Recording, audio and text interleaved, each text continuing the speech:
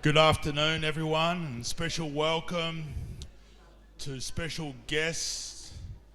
I know many of you represent different faith communities, and so we're so honoured to have you here, and a special honour to have His Excellency, the Ambassador for Israel, Dr. Hillel Newman. So thank you so much. So this afternoon I promoted it as a round table. The table just got too big, so we've got a round table there. So already got. And so this afternoon the ambassador spoke last night. Heard it was just a wonderful evening at the Temple Shalom. So that is, and I assume it was more of a talk, speech with Q&A, and we had that this morning here, which we had an amazing morning with the ambassador telling us his journey, and then the geopolitical situation, and then we also discussed where we're at in the nation of Australia concerning the anti-Semitism. And then we had lots of interesting Q&A questions. So I did have one question from someone, and Rabbi, you can actually help us answer this one too, but I had a few questions. The same question from a few people: how do you keep your kippah on? They were quite serious. They weren't.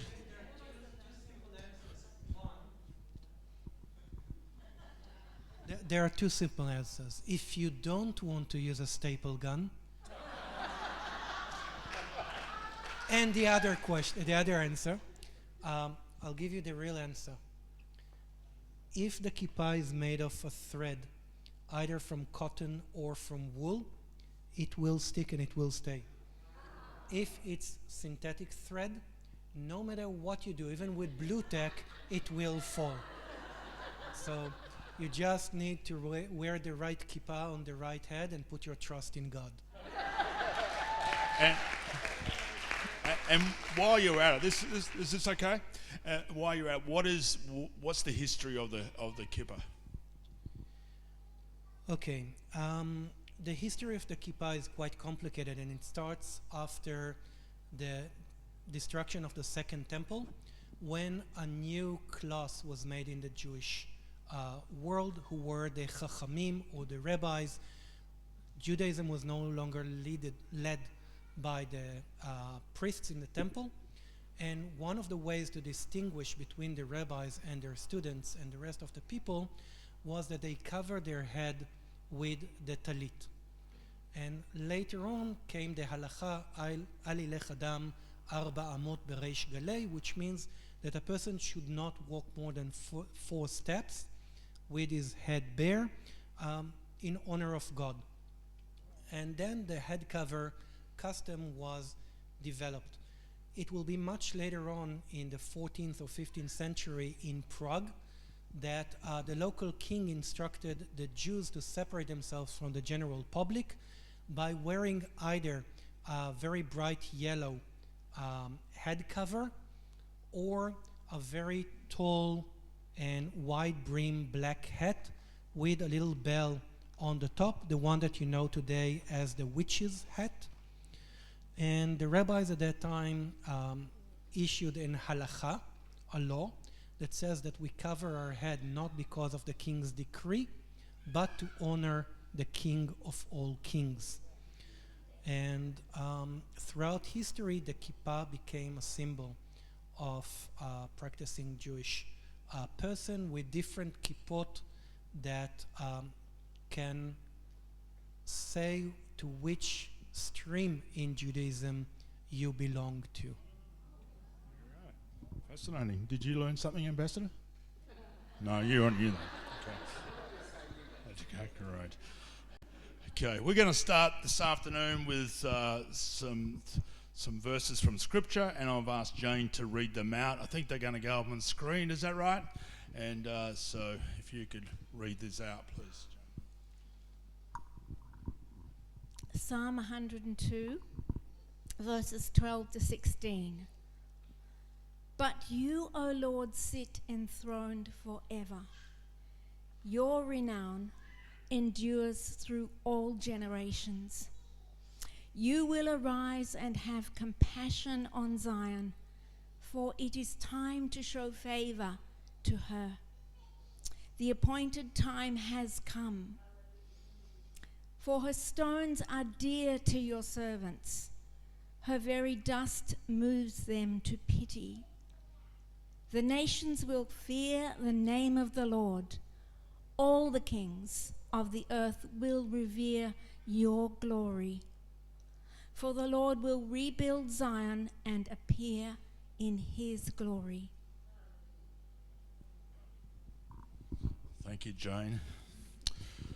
We're just going to start this afternoon by if some of the different organisations would say where they're from, and maybe if there's a few of you there, you can all just stand or just highlight yourself.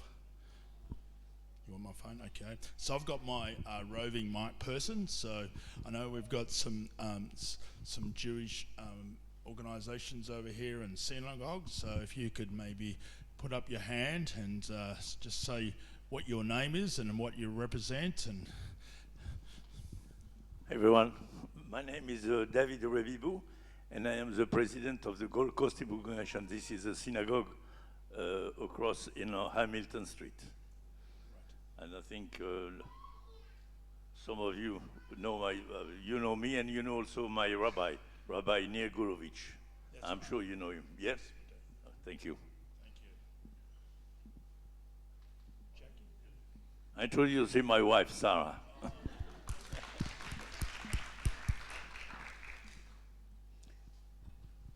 I'm Jackie Gold, and this is Sylvia Green, and we're from WITSO, which is the Women's International Zionist Organisation, and we are the chapter WITSO Goldie, a new chapter on the Gold Coast. And just to let you know, WITSO is about to celebrate its 106th anniversary. It was originally formed in the UK, and it is still going 106 years strong. thank you, Jackie. Good afternoon. Rabbi Adi Cohen from Temple Shalom in the Isle of Capri. Met most of you before. And I will pass the microphone to my co-vice president, who is here on an official role from a different Jewish organization. It's always great to get called out by the rabbi. Ben Naday, I'm from the Queensland Jewish Board of Deputies. I'm also on the board of Temple Shalom. For those who aren't familiar with the Queensland Jewish Board of Deputies, we are the roof body for Jewish organisations in Queensland. So very good to see you all, and looking forward to the conversation this afternoon. Thanks, Ben.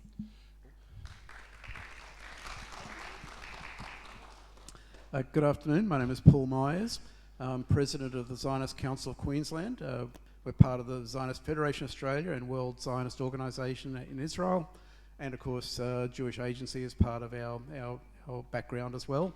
And like WITSO, our organisation is hitting 99 years this year and 100 next year. So a lot of the Zionist organisations have many years of working well before the independence of Israel, and we continue in our work these days, as you know, is quite different to the work of those days pre-independence.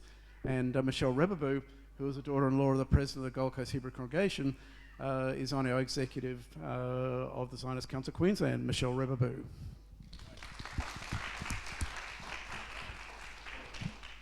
Have we got ICJ here? Okay, do you want to...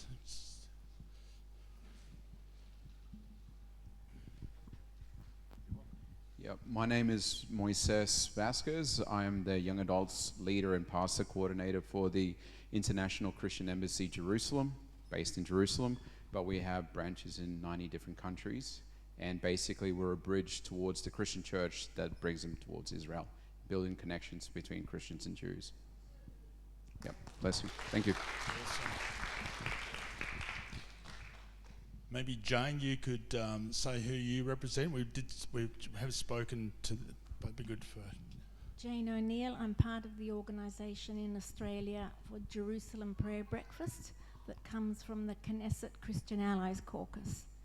And my husband and I are members of the Jewish community in the ACT, friends of the Jewish community. Thank you. Wonderful. Do we? Hey, is Ian Warby here? Ian Warby's son here? Was here, coming. He was on the list. Okay. Ian is in the Philippines at the moment. So, but anyway, anyone else that represent Jewish Christian organisations? I know all our churches are very supportive. Yes? Pointing up there. Okay, great. Yeah, my name's Enoch Lavender from Olive Tree Ministries. We have been travelling around Australia and New Zealand seeking to connect churches to the Jewish context of their faith. A very interesting experience to see where the churches are at across the nation and to get the feeling of what's happening there and help sow a seed to build that connection. That's what we do.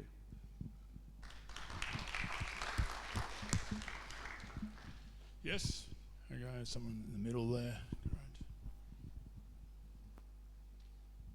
Hello, I'm a member of Never Again Is Now, Allies for Australia with Mark Leach, and have been wonderfully blessed by visiting synagogues and so on since I've been involved in that, and it's been such a blessing. Thank you.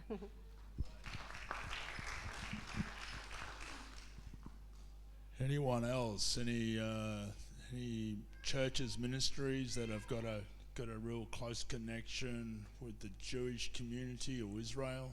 Do you want to say anything? Okay. Wonderful. Okay, great. Thank you, everyone. It's so good to have our friends here today, and I count our Jewish community as friends here on the Gold Coast. And just since I've got to know the rabbi and Jackie and others, it really has changed our lives, you know, and the fact that when you've been coming here and as we were able to stand up and come against anti-Semitism, and just your words of just giving thanks to us has really meant a lot. So, and we do count you as friends, and we're here to help and support you and do anything we can through the whole process. And so we're here for you.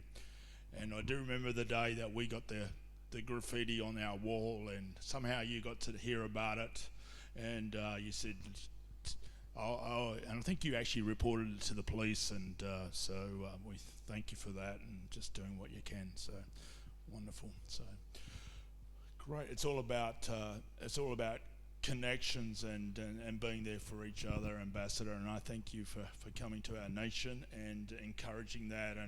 And I was just telling the folks how you've got Irene on the staff, and she is just a wonderful ambassador for unity. So it's such a wonderful thing that's happening in the embassy. And so I don't know whether you want to talk about that and how you're looking at building Jewish and Christian relationships. Is that a good way to start? I don't know. I'm just in this round table and just sitting here at the moment. Sure. Thank you, Pastor. Yes, we hired a new employee after I arrived, and Irene. She's from a Christian community, and her task will be to build coalitions with communities, what we call community engagement. We didn't have such a position before. So it's going to be community engagement, building relations with communities, first and foremost the Christian community, but others as well. We're working with the Iranian community, we're working with the Assyrians, with the Indian, with the Hellenic. Just last week I met the head of the Hellenic population in Australia, and I met with the Archbishop of the Greek Orthodox Church, and I met with the Greek ambassador and the Cyprus ambassador. So we're building connections. That's the idea. Regarding Jewish-Christian relations, it's wonderful to see the rabbis here together with the Christian community and pastors. And the idea is to work together as much as we can whether it's dialogue, whether it's just working together, cooperating, and the embassy is glad to come in on this, be involved in any way we can. We see it of great importance. We know that we have a lot of friends in the Christian community. I know that there are different interpretations within the Jewish community and the Christian community. That's part of our life, and we should encourage those that do see the light and see the truth to work together. In the end, it's a battle of the, I mentioned it in the morning, between the moderates and the radicals. We could also say it's a battle between different interpretations, and we must make sure that the correct interpretations prevail. And the more we allow other forces to strike roots and get out there, we're losing the battle. So we should get together as much as we can and work together. I'll reveal a secret that for a few years I was invited to Rome twice a year for an interfaith dialogue. It was the NATO Defense College. And they had a day where they used to invite representatives of different faiths to come and present their faiths, and then they had questions and answers, and most of the participants were military commanders from NATO countries and partners of NATO. Partners of NATO is also Arab and Muslim countries like Algeria, Saudi Arabia, and countries like that don't have diplomatic relations with Israel. And I was invited, due to my PhD in Jewish history, I was invited as the representative of Judaism. So it's like a good joke. We used to start off with a priest, an imam of Islam, and then me. And we used to have a dialogue. Each one presented their faith for 45 minutes, and then a lot of questions. And the amazing thing was that the Muslim crowd that were there, in the majority of times, they said it's the first time they've ever seen a Jew. First time. The people from Algeria, from Saudi Arabia, from Sudan, other places, first time they've ever seen a Jew and heard from him. And what was also interesting was to hear the internal debates of the Muslims people, because there was always an imam of Islam who used to present the Muslim faith, and then afterwards, immediately, he would be attacked by the Muslim people. And I thought the Jewish community is problematic. And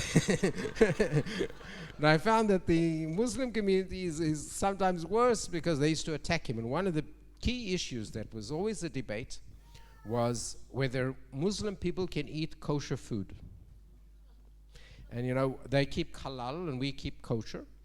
And the question always arose, and the Imam used to say, of course, Muslim people can eat kosher food because it's slaughtered in the right way according to Islam. And he was always attacked by the more radical Muslims, saying that of course you cannot, because it must be sanctified for Islam, and kosher food is not sanctified for Islam. Like in Judaism, you make a blessing when you do the kosher food. So I was glad to see that other faiths also have problems, not only Judaism. But anyway, that's my short story. Thank you. Okay, I just can I ask maybe the rabbis here, since we've got a lot of churches represented here. Is that okay? And you can add in your thoughts. So we had a question this morning. I think it might have been from Pastor Nigel here about how we can help and support. So I would, if we could ask the rabbis and yourself, you did answer that kind of generally, but here on the Gold Coast, how can we help and support the Jewish community, but also Jewish families, through what you've been through? Thank you. First of all, I would like to say that you already do and you already have. And I think that it's important to share not only with you but with the ambassador that less than a week after the October 7th attack on Israel, a letter signed by 50 Christian leaders and pastors here in the Gold Coast was delivered both to Rabbi Gurovich in the Hebrew congregation and to me, to myself, signed by 50 Christian leaders saying that they are standing with us and they will protect their Jewish brothers and sisters here in the Gold Coast if needed.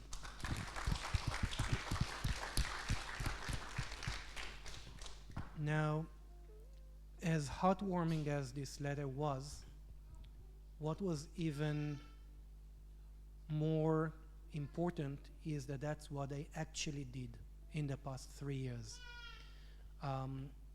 They were loud, they were proud, they were standing with us. Even after the Bondi attack, when we were shutting down in security protocols, our fences and yours as well were covered with flowers, with Australian flags. And I think that to summarize this feeling, Yona Volach, the Israeli poet, once wrote that the difference between one friend and no friend is infinite. And the Christian community here in the Gold Coast have been active supporting friends for the past 3 years in a really unusual way that I don't think that is paralleled anywhere else in Australia. So you are helping, you are doing, and I think that the best way to continue doing is to do what we do here, to have a dialogue face to face, to have a cup of coffee together, many cups of coffee together. But eventually faith don't speak, people do. And I appreciate each and every person who came to visit us, who showed their support, who is here today to meet with the Israeli ambassador. And sometimes people try to separate between the Jewish community and Israel. It's two different things, but you can't pull them apart. We are conjoined. So you are doing that, and what can you do in the future? Joint events, mutual visits, social events that we can come together, not only to mourn, but also to celebrate. And my dream is one day that we will take our communities to a trip, to a mission in Israel together, to share what is common and to respect that we differ. So thank you.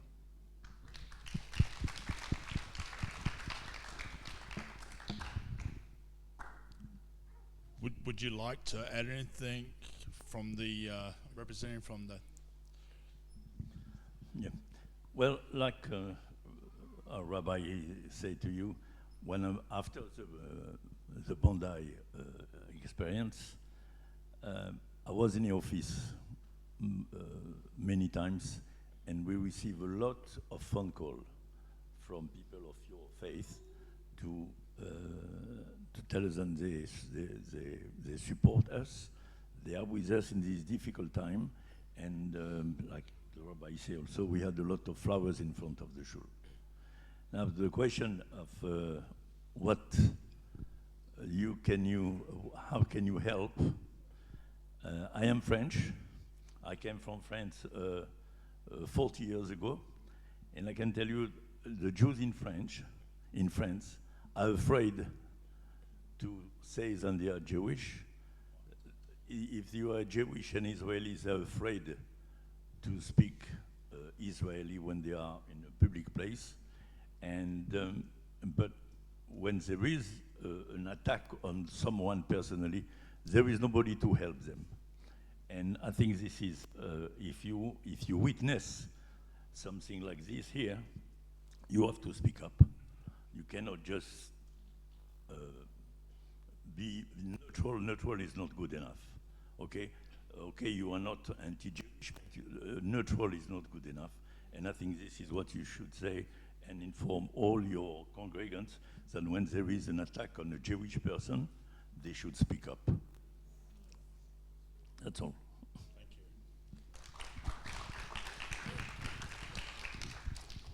Can I add something? Yeah. Well, this is your show. Yeah. No, it's not at all. I'd just like to say that we'd be glad to sponsor events that bring the communities together. I was hoping I'd listen to some music, but I missed the part of the music. So I'd like to come sometime when you got music on the on the platform, and we'll bring Israeli music, and we'll do cultural events together. How's that? We had the Israeli Solu band out here last year, and so we had a huge event here last year with Israeli music. It was amazing. Yeah. On November, it was Hanukkah last year in December. Ruth and I were invited by Jackie, who heads up Wizzo, for a Hanukkah event, and it was on December the 14th, and so halfway through the evening we get notification of the Bondi massacre, and so while it was terrible to be there, we were blessed to be there, so we were able to help and console some of the Jewish community that were there. So thank you, Jackie, for that.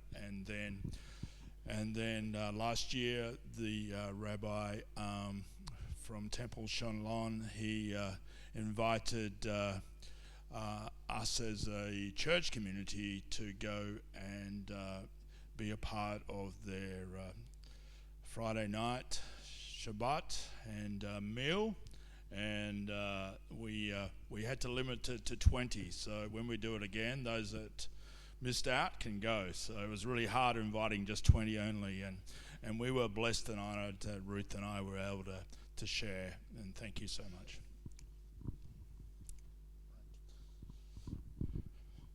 Where's my roving mic? We've got Paul Myers, Zionist Council again. Look, I'd just like to say a few words on the topic you've raised, and take us back to the 7th of October that was disastrous for the world and disastrous for Israel, disastrous for humanity.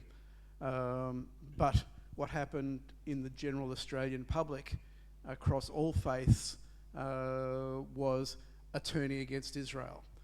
And what happened on the 14th of December was something we as Jewish people knew would happen in some form or another. It was always going to build that with the political environment and the number of people who could get away with hate speech and what they're talking about across Australia in particular and across the world, but Australia in particular has been outstanding in regards to how horrible they've been to the Jewish community, and of course will always lead to others across the community. But I'd like to add that the 14th of December was a turning point from our perspective, from my perspective, in that it brought it home to everyday Australians that this could happen to anybody who was walking along the beach or past a park, that it wasn't, even though it was targeted at the Jews, there was nothing discriminatory about it. Whoever was going to be in the line of sight would happen. And I think we've seen in Australia, I've felt in Australia, a much more open togetherness, a support of Israel, of Jewish people, because we're part of humanity, we're part of the world, and it turned something. So although it was very sad that what happened, but inevitably it was. But I think this has been a really wonderful turning point, and the support we got from the likes of Christians for Israel, Bridges for Peace, and other Christian supporting communities and churches has been outstanding. But even more outstanding since then, the commitment from the rest of the Australian community to the Jewish community and to world peace has been outstanding since then. So it's really sad that something like that has happened. But I'd also like to be in your conversation when you talk about bringing people from Israel and having dances and the Zionist Council. That's right, that's our remit, to be a part of what you do and how you present your faith and the importance of the Holy Land and what Israel is to all of us. We certainly would love to collaborate with all of the Jewish organisations who would love to be a part of that, and now we know that the embassy might actually contribute as well, would be really helpful as well. So I just wanted to mention the context, not just 7th of October, but where I see personally within what I do now in the Zionist Council, that we've seen that it's a lot easier to get people's ear now than it was before. Thank you. So Ambassador, I'm going to start off with the first question. So we've, after December the 14th, we had the Prime Minister eventually decide after a lot of, delays, he decided that we would have a Royal Commission, and we've had the submissions to the Royal Commission. Where do you think we're at now, and what needs to be done so that we can, really see a shift in our nation, not just in words only, but a real shift, so we see our nation being, having not only the Jewish community protected, but we just don't want that hate speech of from the river to the sea and all that happening. We don't want to see those protests across the Sydney Harbour Bridge and other bridges again. We don't need that. So well, we're quite satisfied by the fact that the Royal Commission was set up, and that there's acknowledgement of the anti-Semitism, and the testimonies, I think, are very important. There have been more than 20,000 submissions, and I think it's an awakening call for Australia, for the government and the people of Australia. I'm a bit concerned about whether there will be operative recommendations, and also this attempt to draw a wedge between anti-Semitism and anti-Zionism. There have been many testimonies in the Royal Commission that have stated categorically that the attacks against Israel, the hate of Israel, is actually anti-Semitism, but there are some who try to draw a wedge and say, try to address all attacks against Israel as legitimate criticism of the policy, which we know is not true. Anyone can criticize the policy of the State of Israel. We spoke about it this morning. What we see on the streets is not criticism of the policy, it's negating the existence of the State of Israel. When someone says, I'm anti-Zionist, then he's not criticizing the policy, he's negating the existence of the State of Israel. Because Zion is sovereignty of the Jewish people in their homeland, not relating to borders. You can say, I don't like these borders, I like those borders, fine. But when you say I'm an anti-Zionist, which they're openly saying today, then you're actually going against the existence of the State of Israel. So we want to make sure that this understanding that anti-Zionism is anti-Semitism is also coming through to the Royal Commission and to the Australian public.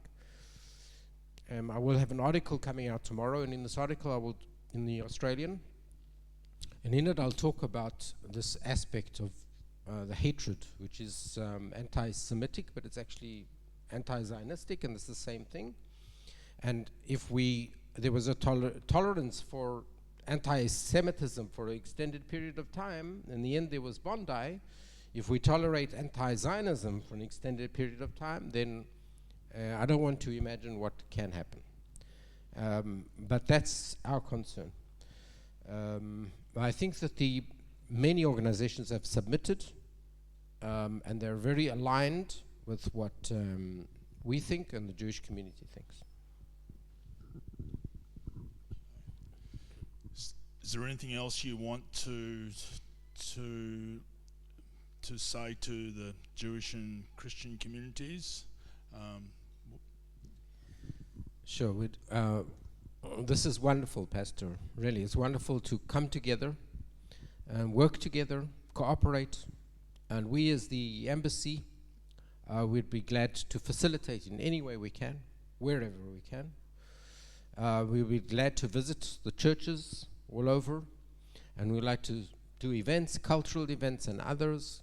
We'd like to be connected and build friendships and alliances.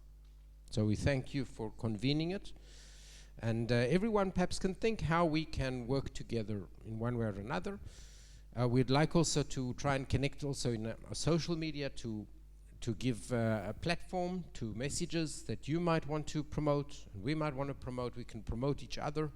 The more we come together, the more we can do. The algorithms of social media are that if 5 people retweet something, and then another 5, the algorithm jumps like anything. It's just a matter of 5 people sometimes can make a big difference in the algorithms. If you talk about 20, 100, you're reaching the sky. So we should amplify each other's messages and each other's concerns.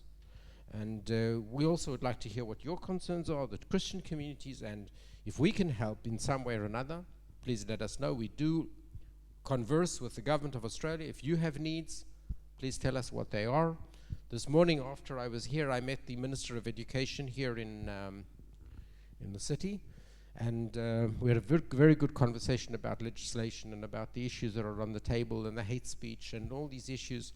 So we also converse with government officials, and we can also assist perhaps in your needs. Thank you. Wonderful. Are we okay to open it up for questions now? Great. Okay, one question back there, and Ambassador says any question is good. You can ask the rabbis also. They're more learned than me. Oh, well, just taking up what you said about social media, I'm a little bit into it, but I'm not. But I know that there's a lot of different organisations here, and I don't even know half the Christian organisations that support Israel. So how would you go about, connecting those different organisations so that we could go to one place perhaps and just see what's going on? Or sure. A very good question. The practical side. The practical side is, first of all, we can put up a WhatsApp group. If you're all on WhatsApp, I don't know whether you are, Israel, everyone's WhatsApp. But if you are, then it's very easy to send like a social media publication that came out. And if you agree, you can just like it or share it or retweet it or whatever. And the same for you. If your church has an event and you want to get it out, you want people to know, the synagogue is having something and you want more people to know, you let us know, and then we can retweet, we can amplify it. And that's so we can be in a group, and that's the easiest. Another way is that we put on our site, for instance, on our embassy site, we can put up things, and then you can look, more in your leisure. You look when you like, and you see, and you decide whether you want to do it or you don't. We don't usually put up social media on our site, but we can do that if there's a request to do it. We do have a WhatsApp group, for instance, with Christian leaders in Canberra, and perhaps we could do it here in this area as well. So we can think of different ways of doing it. Perhaps you've got better ideas than me. Okay, very good. Anyone with a question at the back? Thank you for the opportunity. I would like to ask a question more around that investment in next generation leaders as well. I'm also a pastor in a church.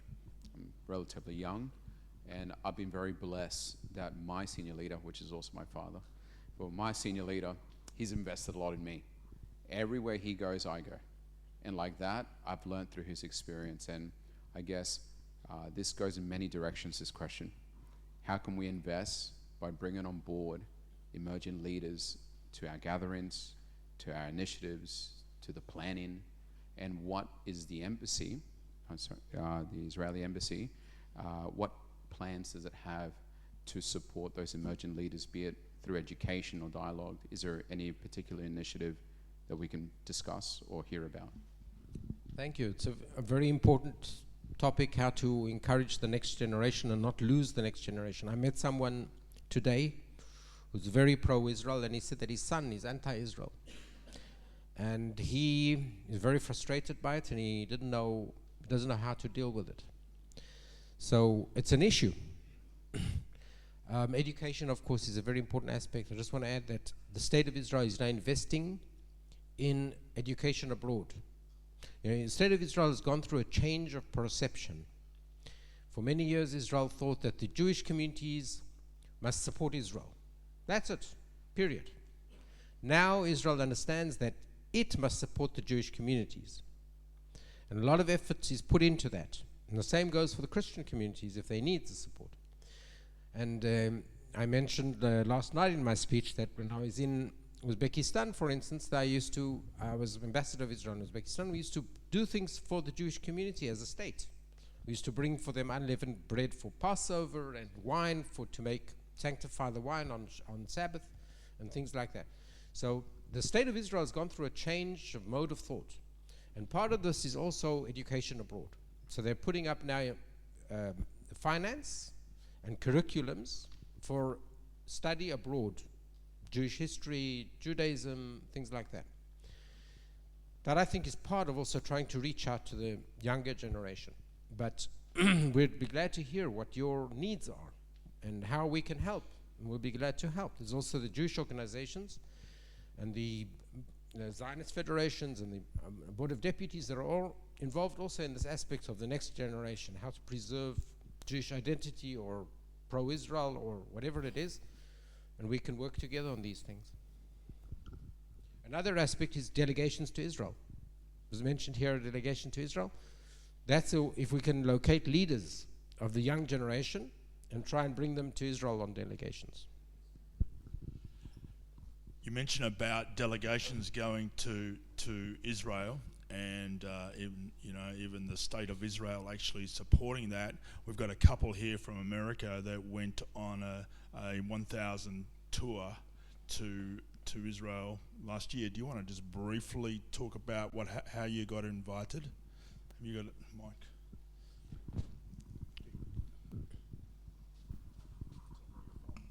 We're from Savannah, Georgia, in America. Basically, what happened was we were watching a Kenneth Copeland, Southwest Believers, and Mike Evans from Friends of Zion was on there explaining that Israel had partnered with them to sponsor 1,000 pastors to go over to Israel. And so we applied and got accepted. We were very excited about that. And so what they basically did is the whole theme was that the pulpits must be louder than the propaganda. And so they were telling us all about what happened on October 7th. It took us to the Nova site, took us to different places. Every site, it was the most well-organized thing I've ever seen. They had praise and worship at every event. We got to hear from the hostages. We got to hear from some of the families of the IDF soldiers who were killed.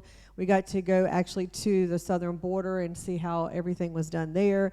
So we got to see a lot of stuff. We got to see a lot of the footage of what actually happened from the terrorists, and it was very eye-opening experience. But I'm telling you, it was very moving. We came back full of information and full of power to help counteract, because the biggest fight we have right now is the 20 to 30-year-olds who are believing all the propaganda, who are believing all the news media, who have somehow decided that the land of Israel is not the same land of Israel that the Bible speaks about.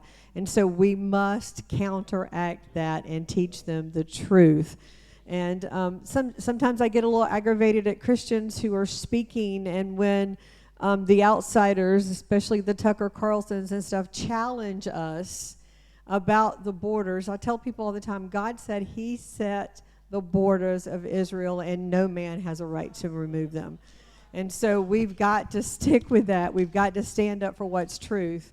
And one of the questions that really bugged me is like, so you believe in war? Well, God did. God told them to go into the land that he had given them and to take possession of that land. And so I said, all Israel's asking right now is leave us alone. Let us have what we have and don't take any more from them. And we've got to stand with them every step of the way. And so the state of Israel sponsored the state of Israel sponsored that event. Yeah. Israel cannot sponsor every visit to Israel, but we just got, for instance, we beg for finance budgets for these things. We got clearance for 2 missions to Israel, delegations, which will be fully covered by Israel. We were thinking about the priorities, and we're still debating between 3 priorities. One is elected officials on state level, because federal level, more difficult for them to go. But state level officials like to take state officials, elected officials from Queensland or from wherever to Israel. The other option is leaders of communities, like Christian community leaders and other communities. The third option is civil society leaders, like unions. Unions in Australia are very important, and like women organizations or other organizations that they can come and see what the real reality of Israel is. And then the fourth option that we were thinking about was academics, to try and change things on campuses. So we're thinking of a specific level of like head of departments and above, deputy chancellors, heads of department, things like that. So we only have 2 delegations. We have to decide between them. And we're launching this soon. We'll decide which ones and then we'll launch it. But that's it. We haven't got more than that, to cover trips of people. But we can support delegations by, for instance, in the programming, in connecting, in arranging briefings in Israel. If you're getting, a delegation is getting organized and you need our assistance in connecting with people in Israel, organizing things into the schedule, we can help with that. Yes, Rabbi. Yeah, last night I learned from the ambassador that in the past 3 years, although there is a war in Israel, the economy is growing. And this is amazing. However, one industry that dropped in 90% is tourism to Israel in the past 3 years. So first of all, if you can travel to Israel, whether if it's through a delegation or not, please do. We need you there. The other thing is, if you can please introduce to your friends, to your congregants, to yourself. Most people today do online shopping. Shop on Israeli websites. I've been in Israel 4 months ago.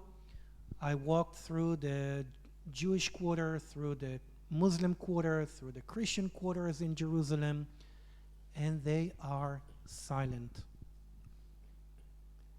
And while the economy is growing, the little people who stand in their little shops are struggling. So to your question, what can the Christian community do to assist Israel in times like this? Go online. Help the little merchants, the little shops in Israel to survive until you can actually get yourself on a plane, go there, and change your own lives. Bravo. One more question over there. Yeah, I want to thank you first of all, Ambassador, for being so informative this morning. I learnt a lot. And I think my question is, do we need more education out there? Because I think a lot of the problem is ignorance. And how can we get people more educated in the truth? So the question is, how do we get people more educated? We all have to work on it.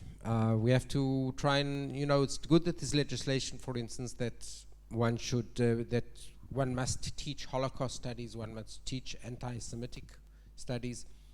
I wish that every school would teach the Bible, teach the history from the Bible. I wish that every school would just teach the truth of the history of the Jewish people and the relations between the Jews and the Christians. So if we can all work on this.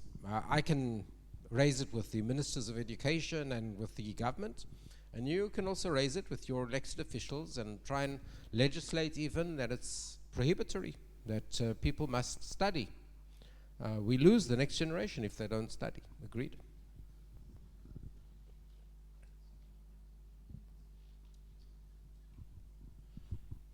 Got a question here in the middle. Thank you. Thank you, Ambassador, for being with us. Could you give us, this is really interesting to me, could you give us a realistic description of the relationship between the Australian government and the Israeli government, given the behaviours of our Prime Minister and our Foreign Minister over recent years, some of the actions that have been taking place in our Parliament, and also that our Prime Minister decided to recognise the Palestinian state? Well, first of all, I must stress that it's as relevant as in the past, the relationship between Israel and Australia.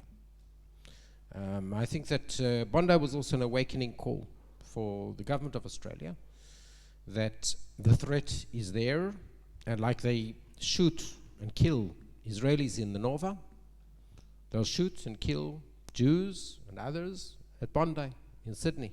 It's the same phenomena. And with the earlier we all wake up and understand this, the better. Because these enemies are, we're just on the front line. Because we're closer to them.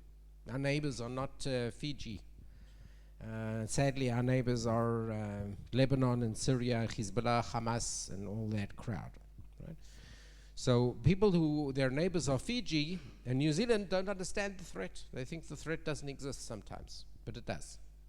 So we're there to try and remind that this threat is there and it's even growing. And Burgess did a very good job, the Secretary General of ACO, in mentioning the threats that are looming. And I think there's an understanding in the leadership of Australia and Israel that we must work together.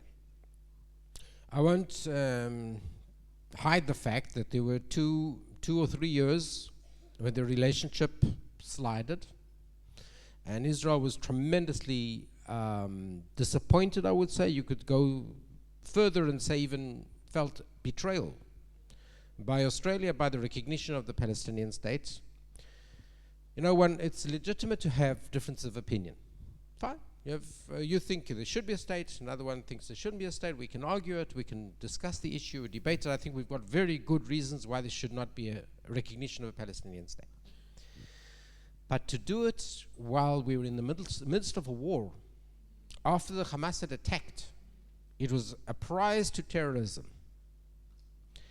You know, during the Nazi period, there were many righteous, even German righteous people who risked their own life to save Jews. There was not one case like that in Gaza. There was not one family in Gaza that came forth and tried to save a hostage. So you've got a society that is incited, that is full of hate. And you can't go forward and recognize them as a state and see them as a partner for peace. They glorify terrorism. They kill Jews. It's in their charter to kill Jews. You can't go forward and recognize such an entity. So that's why it was taken very bad in Israel. And I'm not talking only about the political level. I'm talking about the whole nation of Israel. And they heard Australia recognized, just like the UK. The UK recognized, and France as well. So it was taken as a very a deterioration in the relations. There was a feeling that close friends don't do such a thing. Right? So now we've gone further from there. We're trying to remend the situation, trying to get our opinion across. We see the Labour Party is going forth to their convention, and there's a lot of discussion. It's all in the news about more concessions to the Palestinian or the Hamas or not. We think, of course, it's a mistake. We state it categorically. Part of being friends and allies is also understanding your allies' situation and their position. You don't have to accept it completely, but at least understand it. So we'll work on that. That's my job. It's also with the government of Australia, we will try work on it to bring more understanding between us. But there is public opinion out there which I think influences, and that's where everyone can help. That's where everyone can play a part in influencing public opinion, raising their voice. If churches start turning to their elected officials and start turning to the government and saying, you shouldn't do this, you should do that, it influences. It has a lot of influence. The moment they hear the more violent, arrogant, aggressive voices which are the camp against Israel. So we have to raise our voices, not be arrogant, not be violent, not be aggressive, but raise our voice. We're also here.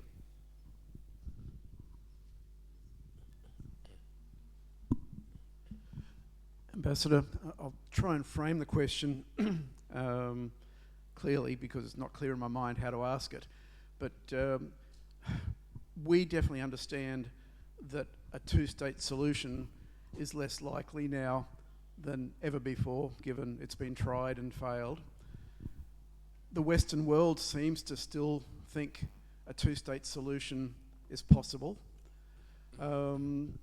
Is it the view of the Israeli public, aside from the political sides of left and right, that there is no chance of there being a two-state solution, potentially ever, or maybe sometime? And then also, how can we get the message out to the world that this is not a matter of a piece of sand. It's ideological, and it's a world war that hasn't quite got to world status yet, but we know where it's heading because it's not about Palestine, it's not about Gaza, it's not about Judea Samaria. It's about Muslim culture, Islam wanting to dominate the world, including Australia. 100%. That's the battle. The core issue of the conflict in the Middle East, we mentioned this in the morning, the core issue of the conflict is existence of Israel in any borders. They reject Israel's existence in any borders, and they're going to fight to eradicate the state of Israel. That's the core issue of the conflict. It's not the disputed territories, it's not water, it's not all these materialistic issues are solved if there's goodwill on both sides. You know, when Israel made peace with Egypt, we relinquished the entire Sinai Peninsula for peace. We removed all the Jewish communities, everything. When we made peace with Jordan, we said, water won't be an issue. We will give water to Jordan. We solved the water issue by desalination and technology. There was a time that everyone thought the next war will be about water. Well, Israel, with technology, solved it. We have a surplus of water now. We give water to the Palestinians, we give water to Jordan. So these are not the issues of the conflict. The conflict, in the end, is the existence of the state of Israel. Are they prepared to come to terms with the existence of the state of Israel in any borders? If you notice the peace, what is the element that makes peace? Israel extended its hand in peace and friendship to the entire international community, including all Muslim and Arab states. How did we make peace with Egypt and Jordan and then the 4 Abraham Accords? Because they were prepared to recognize us. That's what made peace. The fact that they were prepared to come forward and say, yes, we recognize Israel, we're prepared to live in peace with Israel, there was peace. Now there are 22 states in the Arab League. The majority still don't recognize Israel. Anyone that comes forward today, tomorrow morning, and says they're prepared to live in peace with Israel, there'll be peace. So that's the core issue of the conflict. It's clear, right? Iran, we had wonderful relations with Iran until the Islamic Revolution. Overnight, the Islamic Revolution came, and they declared that they're the enemy of Israel. We never declared Iran as their enemy, as our enemy. And they became an enemy because they declared themselves that their aspiration is to annihilate the state of Israel. So that goes for all Arab and Muslim countries and others. Anyone who comes forward, we immediately have peace. You asked about the two-state solution in the Republic of Israel. You know, there was controversy in the Republic of Israel whether we should go forward with the Palestinian state or not. After all, it was Israel that recognized the Palestinian Authority and set up the Palestinian Authority. That's why there's no occupation anymore. There's a Palestinian Authority. The Arabs that are under the Palestinian Authority have Palestinian passports. They're run by the Palestinian Authority, not by Israel, so there's no occupation. And we went on this path. And the idea was that, okay, we relinquish territory. We give them even arms. We gave them arms under the understanding that they need to curb the radicals. And they want peace. And what happened was that it blew up in our faces. Because Yasser Arafat spoke in English, he said he wants peace, but in Arabic he incited and preached terrorism. So there were more Israelis killed in the 2 years after the Oslo process than in 10 years before. Because they used it as a platform for further attacks. There was no intention of peace. And if you look at the Hamas as well, Gaza Strip was entirely given over to the Palestinian Authority. The Palestinian Authority lost it to the Hamas. Hamas took over, and then we started getting launching of rockets until we received 7th of October. So they have no intentions of peace. So this whole paradigm of territories for peace failed because they have no intention of peace. You don't give territory to an element that wants to attack you. That's stupidity. That's suicide. So now in the Israeli society, it's no longer controversy.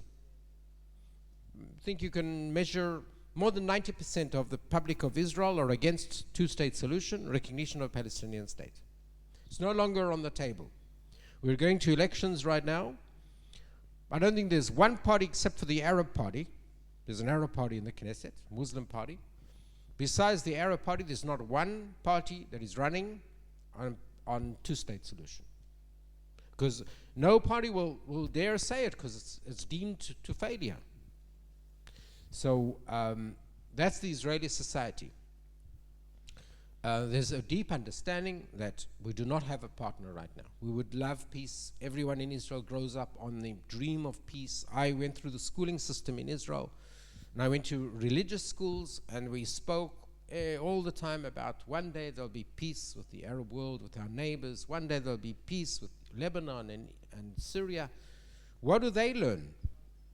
In their textbooks, they learn one day there'll be no Israel. They have maps, no Israel on the map. That's what they teach their children. We spoke about education. That's what they teach their children. So how can there be peace with that? So that's the big difference. And to answer your question today, there's no support, no significant support. There are a few, I would say, far left people in Israeli society. I mean, every opinion is there, but it's so minimal that it has no significance. And you'll see in the elections which are coming up, besides the Arab Party and perhaps the Democratic Party, which is called the Yair Golan, who's far left, and maybe he hasn't said anything yet, but all the main opposition parties to Netanyahu, which is now the upcoming opposition to Netanyahu, is Eisenkot. He was the chief of staff. Eisenkot, Gantz, Lapid, Bennett, all those are running against Netanyahu. Not one of them will dare say that they support a Palestinian state, and they don't. That's good news. I think we had one more question in the back, and then we'll head towards a close. Did you have a question there, Moses? Yep. Thank you, Your Excellency, for a second question. Okay. Now, on a brighter term, I'd like to say that let's remember that we are still the majority. I know that sometimes as Christians we feel like we're the minority because we hear very loud speakers through social media, through college campuses that seem very much against our values. But as 43% of the population of Australia and 5.5% of the population of Australia being Jewish, we're still the majority. So there's things that we can do together, and we've spoken about some of these things around education, but there's other fronts where there could be some collaboration together to get maybe some of these initiatives moving forward. And even around, my question is there a business front where Christian business people and Jewish business people can work together towards common initiatives so that we can fund a lot of these great ideas that will need it, will need that financial support? Sure. First of all, ICJ is wonderful. We work closely with ICJ in Canberra and in the whole of Australia. Business, sure. There are two chambers of commerce, Australia, Israel. One situated in Australia, one in Israel. And they're doing very good work. Besides that, there's also economic attaché of Israel who sits in Sydney. And they do excellent work, and they promote business ties in all fields according to the wishes of the companies. They partner companies according to the needs. They do wonderful work. We as an embassy are also involved. If people turn to us and they ask for a partner or whatever, we work together with the economic attaché and we find the partners. That's also our mandate, economic ties. So you can turn to us, you can turn to the economic attaché in Sydney, you can turn to the Chamber of Commerce. There's a chamber, it's called Australia-Israel Chamber. I think they're situated in Melbourne more than Sydney. But they have Leon and Marcos, so the leaders of the chamber, and they do wonderful work. We can organize events here also. If you want to do around business ventures, we can do it here. I'll persuade the chambers to do it, and we can sponsor it. We can do things, sure. Also, annually, the Prime Minister has a Israeli Business Summit, which is a great event. I went over there in Israel. Yeah, so I went over there and what did I say? Well, the Prime Minister of Israel. Yeah, sorry, the Prime Minister of Israel. So, got it now? All right, sorry. I went over there in 2018, and and I was invited to have a dinner with the Prime Minister of Israel, Netanyahu, but there was about 800 other people there with me having dinner, but it was a great event, and it was a wonderful business summit. Yeah, that especially the emphasis on technology and the collaboration and just connections. So, Pastor Dale, there might have been another 800 people there, but the Prime Minister's Summit economic mission is not for everybody. Only selected people are invited and can join. So you, the special person.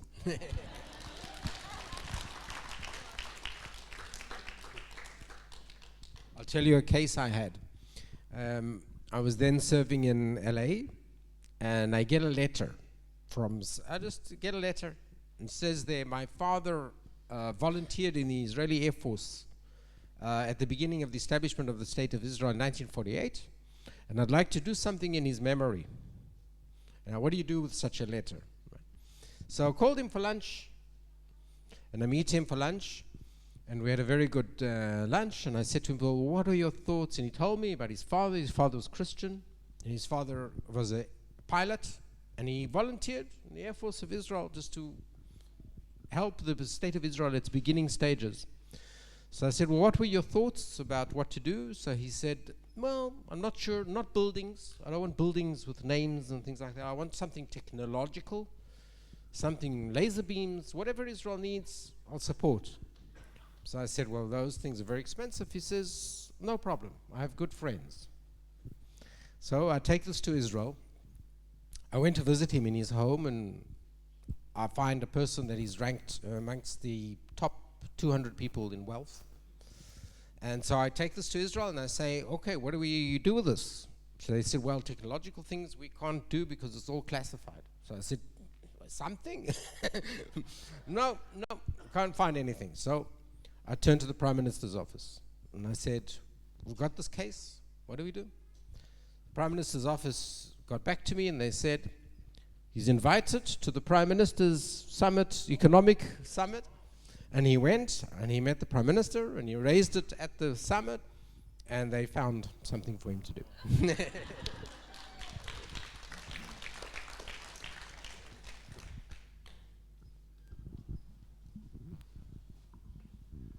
There is also something that I notice and all you politicians you want to avoid. This is a problem of immigration. And coming from a place like France, where the immigration from the Middle East is huge, and this is where the anti-Semitism comes a lot from them.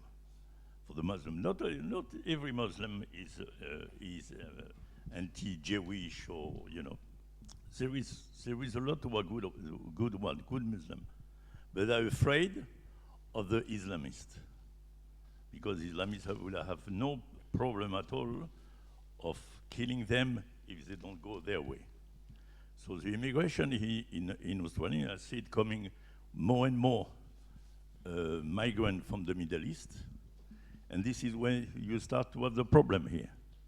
I left France in 1982, and it was exactly the same situation like it is now here. And when you will have the opportunity, I don't want to tell you how you're going to vote, but be very careful who you vote. If we continue to vote for this government, they will bring more immigration. We need immigration. Australians need immigration. I am a migrant, but we have to be careful who come to this country. All right. So this is what you have to inform all your friends, because I hear everybody. A lot of people say, Israel is apartheid. There is no apartheid in Israel. When you walk, I just come back from Israel. There is Muslims who shop in Israel. Most of the chemists are Muslim. I had some issue problem. I had to go to hospital, and one of the doctors said, "My name is Ibrahim," and no problem. They are everywhere. But here, coming back to Australia, I was in hospital a few months ago, and my wife insisted that I will not wear my kippah when I am in a Gold Coast hospital. And I think this is unacceptable. It was not like this before. I don't know why we have to be careful now to show that we are Jewish. And this is where you can help by let the government, your politician, then if they don't do something about it, Australia will be like France, and it will be even faster, because you've got only 26 million people here. In France, there is something like 70 million. In England, look what happened in England now.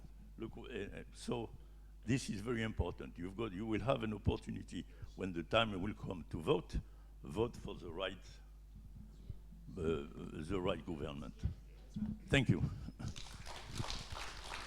Okay, last question over here, Ben. It has to be the last. I Yeah. see photography is here. Just real quick, Your Excellency, I'm a pastor in the western suburbs of Sydney, and our home is by Bonnyrigg. And on the night of the 7th, we went to sleep glued to the news and Twitter.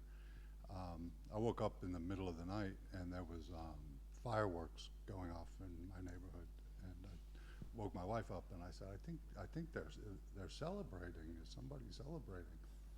And it may have been a lone wolf attack, but as far as radical Islam, there is extensive and vast support in the community for radicalized views. I'm trying to find the right words, but as a pastor in the western suburbs, especially with addicts and the rest of it, one of the main breeding grounds or the main evangelists for radicalized Islam in Australia is the Australian prison system. They go to prison, and there's Islamic gangs in the prison, and they come out with radicalized views. And I believe that there needs to be some kind of intervention into the prison system to re-educate, or and I'm not sure what the question is, but if that's even possible. But that's, I feel for y'all, even in the worst parts of Australia where there is extreme views, you have support. And but I do believe that the prison system is one of the main breeding grounds for extreme forms of Islam in Australia. Thank you. I'll be glad to visit your church in Sydney, but I'll just say that we do make a clear distinction between radical Islam and moderate Islam. There is a moderate Islam which lives in peace with Israel, and they're friends of Israel, and we mentioned this morning, I think. So we make a clear distinction. The world is now split not between faiths, between Judaism and Islam, or Christianity and Islam. The world is now split between radicals and moderates. And you can, in the same camp of moderates, you can find Arab states, Muslim states, Israel. Israel works so closely now with the United Arab Emirates. Amazing. I served in Uzbekistan, which is a Muslim state. We worked very closely together, eye to eye, on the issues. Their enemies were Iran. Their enemies were Al-Qaeda. The ones who wanted to topple the regime in Uzbekistan were our enemies, the same people. So we must understand that there is a distinction between the radicals and the Middle Eastern Islam is more radicalized, politicized, more difficult. They're more part of the radicalized Islam. Prison services, I didn't know about that, but it's an interesting point. I think it has to be lobbied also with elected officials and people like that, how to prevent it. But we have to work together on these issues. Thank you. Great. Is there a final word you would like to say, Ambassador? It was lovely meeting you. I wish you all success, good health, blessings from Zion to all of you. And I look forward to working closely with all of you. Thank you, Pastor. Thank you, Ambassador.